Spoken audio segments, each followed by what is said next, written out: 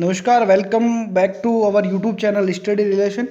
आज हम लेकर आए हैं इतिहास के महत्वपूर्ण 50 से ऊपर प्रश्नोत्तरी, जिसमें प्रश्न और उत्तर शामिल है।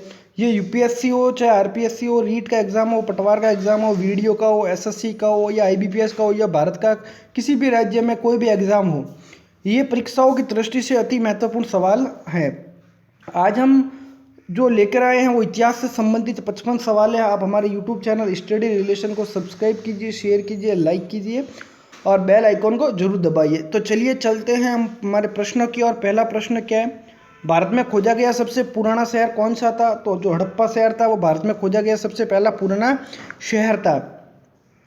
दूसरा सवाल है, लोथल किस राज्य में स्थित है? तो लोथल जो सिंधुकालीन सभ्यता का स्थल है, ये भारत में स्थित है और भारत के गुजरात स्टेट में स्थित है, गुजरात में।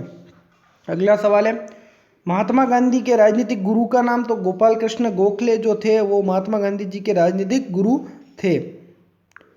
अगला सवाल है चौथा, उत्तरी भारत की प्रथम मुस्लिम महिला शासक दिल्ली पर राज करने वाली प्रथम महिला शासक कौन थी? तो वो थी रजिया सुल्तान, जो प्रथम मुस्लिम महिला शासक थी उत्तरी भारत की।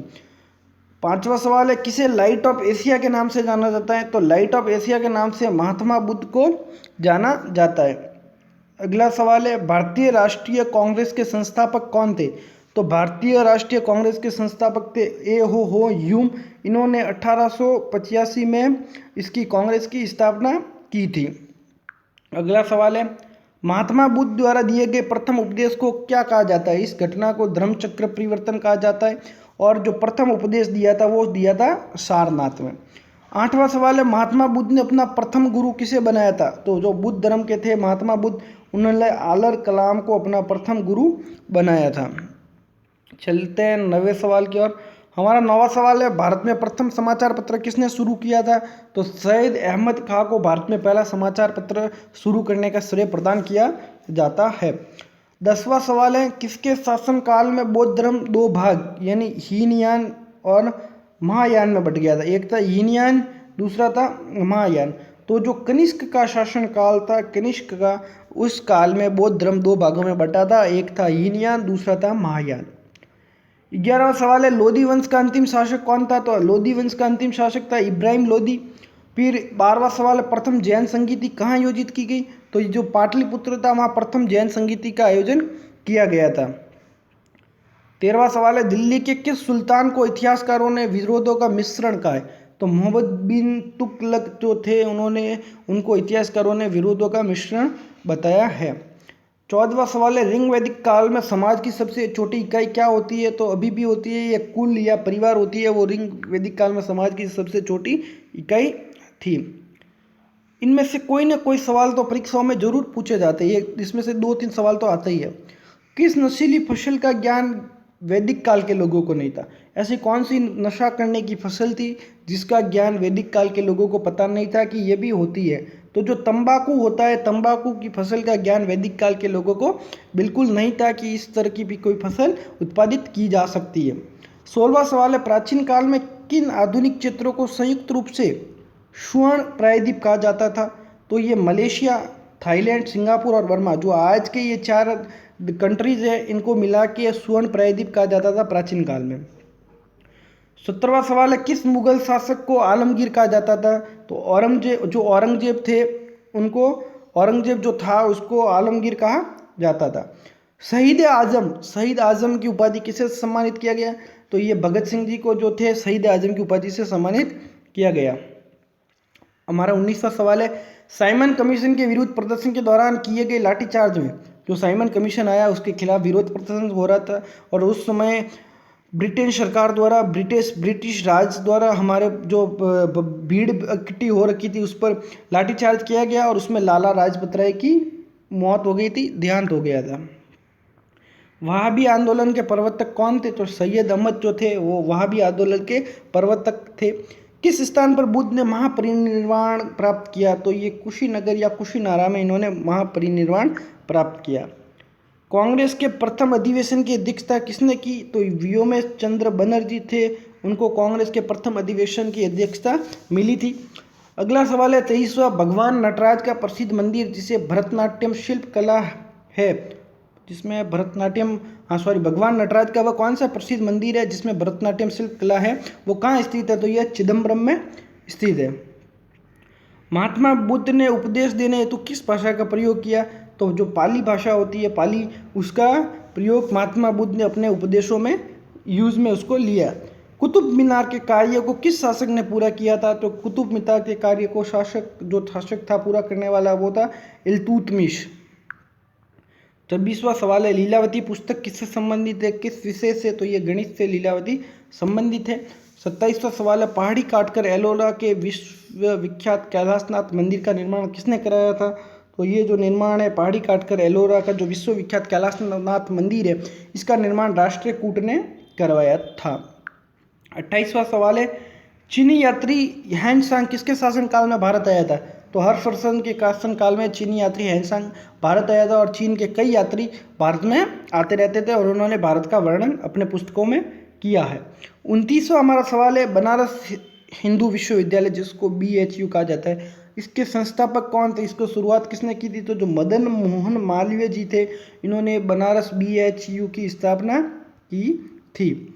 अगला सवाल है, स्वतंत्र भारत के प्रथम गवर्नर जनरल कौन थे? तो लॉर्ड माउंटबेटन थे, वो स्वतंत्र भारत के प्रथम गवर्नर जनरल थे। 31वां हमारा सवाल है, किस मुस्लिम शासक के सिक्कों पर देवी लक्ष्मी की आकृति बनी है? तो जो मोहम्मद गोरी ने जो सिक्के चलाए थे उस पर देवी लक्ष्मी की आकृति बनी हुई है। कालाशोक की राजधानी कहाँ थी? तो कालशोक की राजधानी थी पाटलिपुत्र। 33वां सवाल है, गायत्री मंत्र, जो गायत्री मंत्र है वो किसकी रचना किसने की थी? तो विश्वामित्र थे, उन्होंने गायत्री मंत्र की रचना की थी।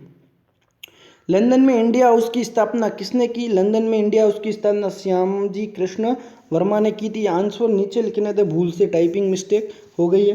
35वां सवाल है, किस गुप्तकालीन शासक को कविराज कहा गया है? जो कविराज है वो समुद्रगुप्त को कहा गया है क्योंकि ये एक अच्छे कवि भी थे। 33वां सवाल है, अकबर इतिहासकारों में किसने अकबर को इस्लाम का शत्रु कहा है? तो इस्लाम का शत्रु अकबर को बदायूं ने कहा है।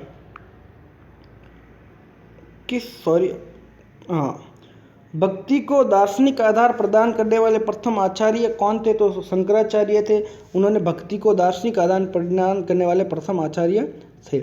38वां सवाल है, किस नगर को सिराज ए हिंद कहा जाता है? सिराज ए हिंद किस नगर को कहा जाता है? तो जौनपुर जो है उसको सिराज ए हिंद कहा जाता है। यति महत्वपूर्ण, आप इसको ध्यान से देखिएगा। 39वां हमारा सवाल है, 39 क्वेश्चन हमने सॉल्व कर लिए। चालुक्य वंश का सर्वाधिक प्रसिद्ध शासक कौन था? जो पुलकेशिन द्वितीय था वो चालुक्य वंश का सर्वाधिक प्रसिद्ध शासक था। मोहम्मद गोरी ने 1192 ईस्वी में हुई तराइन के द्वितीय युद्ध में, तराइन का प्रथम युद्ध कब हुआ था? आपको पता होगा 1191 में। और तराइन के युद्ध किन किन के मध्य हुआ था? मोहम्मद गौरी व पृथ्वीराज चौहान के बीच। तो जो 1992 ईस्वी में तराइन का जो द्वितीय युद्ध हुआ वो किस शासक को पराजित किया था? पृथ्वीराज चौहान को उसने पराजित किया था। 41वां सवाल है, भारतीयों के महान देशम मार्ग किसने आरंभ किए? तो कनिष्क ने जो था उन्होंने भारत के महान देशम मार्ग को वापस आरंभ किया। गुलरुखी के नाम से कौन जाना जाता था? जो गुलरुखी था उसे किस शासक को गुलरुखी कहा जाता था? जो सिकंदर लोदी था उसको गुलरुखी कहा जाता था। 43वां सवाल है, वह कौन सा युद्ध था जिसने भारत में ब्रिटिश प्रभुत्व का प्रारंभ किया था? जो प्लासी का युद्ध था वो भारत में ब्रिटिश प्रभुत्व का प्रारंभ दौर था।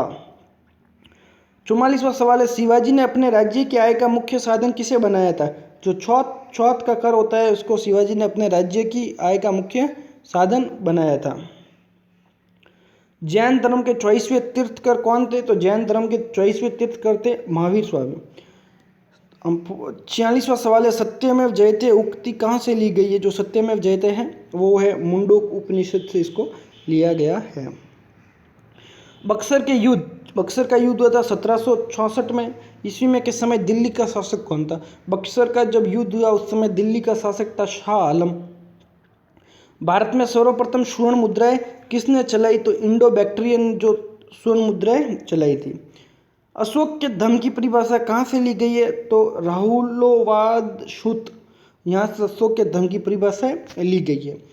जहांगीर के दरबार में पक्षियों का सबसे बड़ा चित्रकार कौन था? जो मंसूर था वो जहांगीर के दरबार में पक्षियों का सबसे बड़ा चित्रकार था। स्वराज मेरा जन्मसिद्ध अधिकार है, स्वराज मेरा जन्मसिद्ध अधिकार, ये किसने कहा? ये बाल गंगाधर तिलक ने कहा था। 52वां सवाल है, सिंधु सभ्यता का बंदरगाह कौन सा था जिसको पतन नगर भी बोलते हैं? पतन वो था लोथल, सिंधु सभ्यता का बंदरगाह था लोथल। हम एक दिन सिंधु सभ्यता के जो महत्वपूर्ण 100 सवाल है होंगे उसका हम एक वीडियो लेके आएंगे जिसमें सिंधु सभ्यता से जुड़े शायद चाहे वो भारत के हो, अफगानिस्तान में हो, पाकिस्तान में हो, किसी भी राज्य में जो भी अपने स्थित है जो सिंधुकालीन सभ्यता स्थल, उनके बारे में विस्तृत चर्चा करेंगे। 53वां सवाल है, किस वेद की रचना गद्य एवं पद्य दोनों में की गई है? ये जो यजुर्वेद है ये गद्य एवं पद्य दोनों में हमने को देखने को मिलता है। किस युद्ध में बाबर ने तोप खान का इस्तेमाल किया था? जो पानीपत का प्रथम युद्ध था उसमें बाबर ने तोप खाना का इस्तेमाल किया था। और अंतिम हमारा सवाल है, चौसा का युद्ध हुआ, चौसा का युद्ध जो हुआ, चौसा का युद्ध वह किस किस के मध्य हुआ था? तो शेरशाह सूरी और हुमायूं के बीच ये युद्ध हुआ था।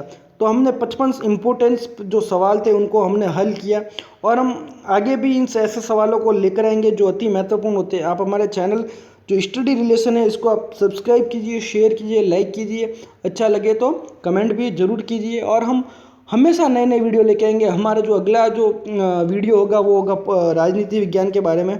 जो संविधान है, संविधान के जो महत्वपूर्ण 200 सवाल बनते हैं हम उनको लेके आएंगे, आप अच्छे से उनको देखिएगा। जय हिंद, वंदे मातरम। मिलते हैं नए वीडियो।